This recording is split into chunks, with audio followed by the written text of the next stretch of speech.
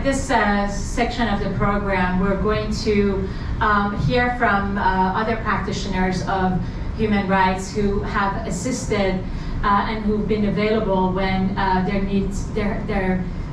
support was needed. We heard from Susan Nussel of PEN America earlier, but we're going to hear from Patricia Karam of Freedom House, and then from Uriel Epstein of Renew Democracy Institute. Let me just say something about this, because we're in New York and we also just commemorated 9/11. And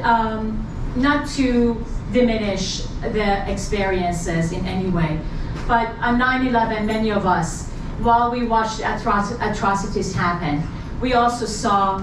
first responders, people who gave up their lives, who really sacrificed everything to save other people. And those of us who are watching us today, people who are not of Iranian American backgrounds, who are not necessarily working for Iranian American institutions, should recognize that to us, you are some of those first responders that are coming to us, that are supporting us in the most darkest moments of need. And we want you to stay there, because sadly, our tragedies haven't been ended yet, and they're continuing. So, who are we gonna, we're gonna have Ms. Patricia Karam from Freedom House. Thank you so much for being with us today.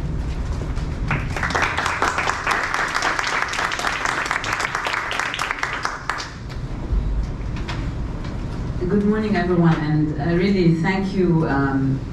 for inviting me and for bringing us together for this very important commemoration of the Mahsa Amini killing. I want to tell you a little bit about Freedom House's efforts, and it's young, I should say relatively young Iran initiative that is born from, again, the protest and was started some months after the Women Life Freedom protest, and is really motivated by the understanding that though the massive protests that shook Iran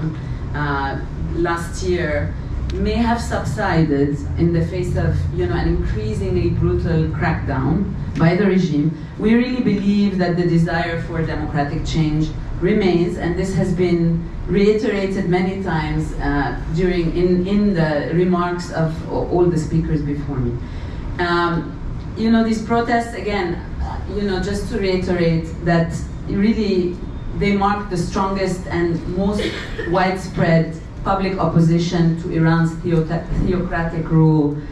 since the revolution, since the 1979 revolution. The demands, which began as the right not to wear the hijab, evolved really to calls for the downfall of the country's theocratic rulers, who really, and this was again reiterated, who really exert complete ideological and political control over Iran's governance and state institutions.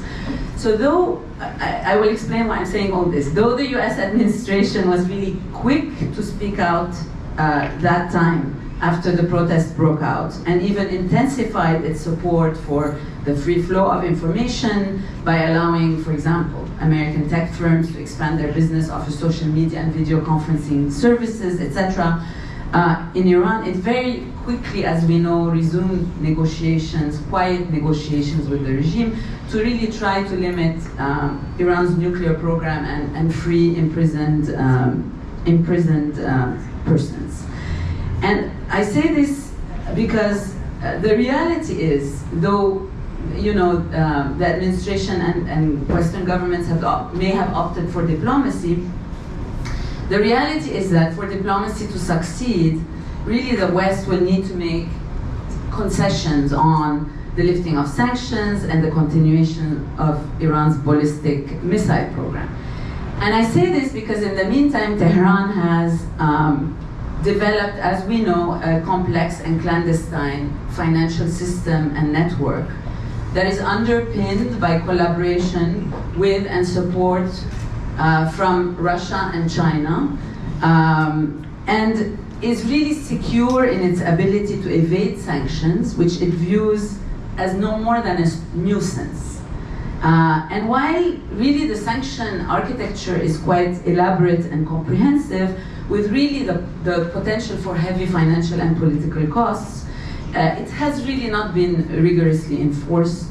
enabling Iran to really double down on what we've been talking about, this internal repression, its femicide, and increase its oil exports, as well as deepen partnerships with other malign actors on weapons development and training, such as with Russia in support of its war effort in Ukraine. So, and again, I'm going to get to the point, which is, though the US and allied governments have really sought to isolate Iran diplomatically, they have not necessarily increased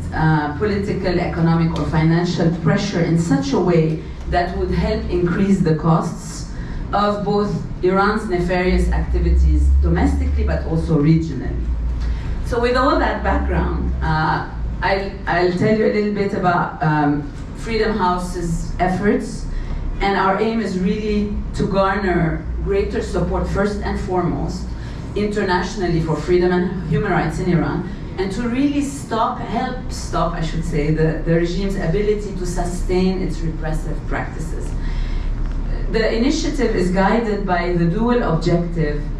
of trying to understand the flow of funds to the regime, which is why I talked a lot about that initially, and to really support human rights, plus help amplify the plight and the voices of civic activism.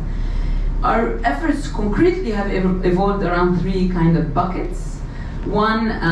policy discussions that really examine and have examined and continue to examine the financial flows, the sanctions implementation, corruption, the nuclear file, the role of China and other regime enablers. And these forums have really brought together Iran and subject matter experts with policymakers in collaborative discussions to help generate policy insights and strategies.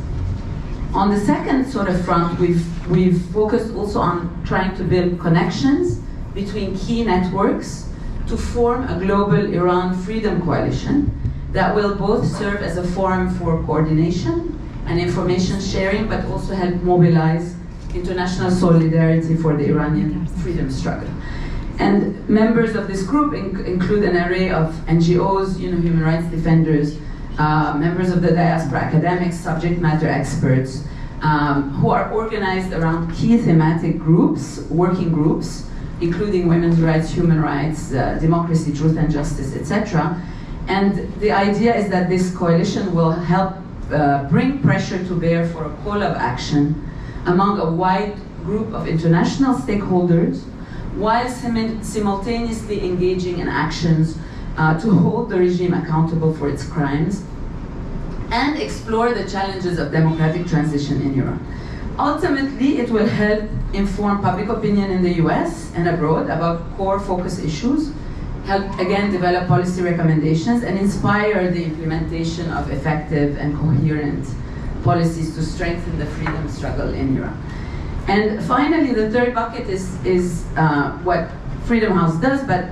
really focus on public-facing advocacy that is related to Iran to highlight priority issues, policy recommendations, but also build up campaigns like others have mentioned also around, those executed at risk of execution, forcibly detained, sentenced to death, the human rights defenders, the reporters, the families of the activists and the reporters who are detained, etc., and so on. Transnational repression is also a big issue that we're focused on, as well as the regime's role in the destruction of Iran's economy, with an explicit focus on countering the narrative that blames Iran's economic situation on US sanctions as opposed to regime mismanagement and corruption. So thank you for listening, and please reach out if you want to join forces.